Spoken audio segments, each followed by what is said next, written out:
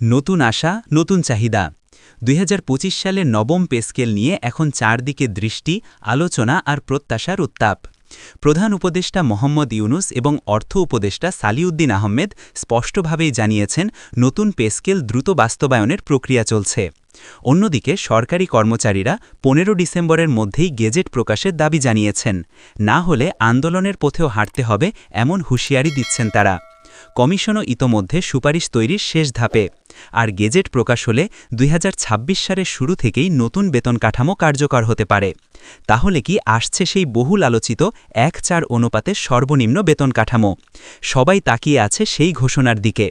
Intro. আসসালামু আলাইকুম, আপনি দেখছেন পে স্কেল আপডেট জোন। আজ ১০ ডিসেম্বর, আর আপনাদের জন্য রয়েছে ২০২৫ সালের নবম পে স্কেল সম্পর্কিত সবচেয়ে নির্ভরযোগ্য ও তাজা আপডেট। প্রধান উপদেষ্টা, অর্থ উপদেষ্টা এবং সরকারি চাকরিজীবীদের দাবি, সবকিছুর বিস্তারিত বিশ্লেষণ থাকবে আজকের ভিডিওতে। ভিডিওর শেষে আপনি বুঝতে পারবেন ডিসেম্বর মাস এত গুরুত্বপূর্ণ কেন, তাই শেষ পর্যন্ত অবশ্যই দেখবেন।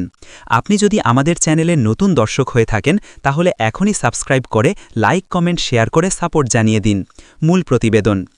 গত জুলাইয়ে গঠিত হয় দেশের নতুন জাতীয় বেতন কমিশন, যার নেতৃত্বে আছেন সাবেক অর্থ সচিব ও পল্লী কর্ম সহায়ক ফাউন্ডেশনের চেয়ারম্যান জাকির আহমেদ খান। এই কমিশনের মূল লক্ষ্য ২০১৫ সালের পুরনো পে স্কেল, যা বর্তমান জীবনযাত্রার ব্যয় বা মূল্যস্ফীতির সাথে আর কোনোভাবেই সঙ্গতিপূর্ণ নয়, সেটাকে সম্পূর্ণ নতুনভাবে সাজানো, আপডেট করা এবং বাস্তবসম্মত কাঠামো তৈরি করা। সুপারিশ সম্পন্ন হলে বেসিক বেতন, বাড়ি ভাড়া, ইনক্রিমেন্ট, বিভিন্ন ভাতা, মেডিকেল ও যাতায়াত সুবিধা সব কিছুই নতুন প্রেক্ষাপটে পুনর্বিন্যাস করা হবে। সরকারি কর্মচারী সংগঠনগুলো ১৫ ডিসেম্বর পর্যন্ত সময়সীমা দিয়েছে।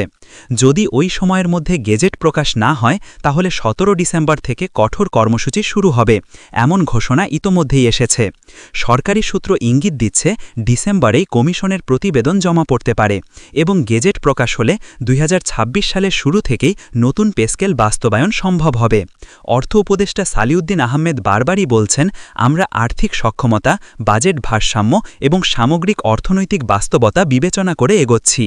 তবে তিনি আরও পরিষ্কারভাবে জানিয়েছেন, অন্তর্বর্তী সরকার চূড়ান্ত সিদ্ধান্ত নেবে না, নির্বাচিত সরকারই পে স্কেল অনুমোদন করবে। সুপারিশ যাচাই বাছাইও এখন দ্রুত গতিতে চলছে। ১৫ সালের পে স্কেল দীর্ঘদিন আগেই বাস্তবতা হারিয়েছে। খরচ বেড়েছে, জীবনযাত্রা পরিবর্তিত হয়েছে, তাই নতুন কাঠামো এখন সময়ের দাবি।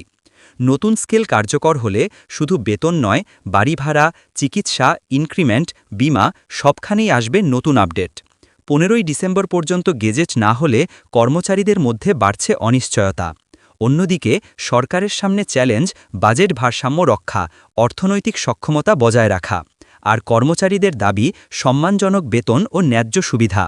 সবচেয়ে আলোচিত বিষয় ১/৪ অনুপাতে সর্বনিম্ন বেতন কাঠামো কেমন হবে। অনেকের প্রত্যাশা, এবার হয়তো সেই কাঠামোর দিকেই আগাবে নতুন বেতন কমিশনের সুপারিশ। যদি সব প্রক্রিয়া দ্রুত শেষ হয়, তাহলে ২০২৬ সাল থেকেই সরকারি কর্মচারীরা নতুন স্কেলের বাস্তব স্বাদ পেতে পারবেন। আউট্রো।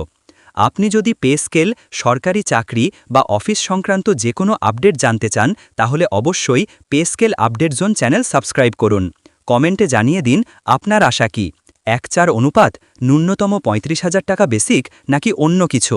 নেক্সট ভিডিওতে আবার দেখা হবে ইনশাআল্লাহ।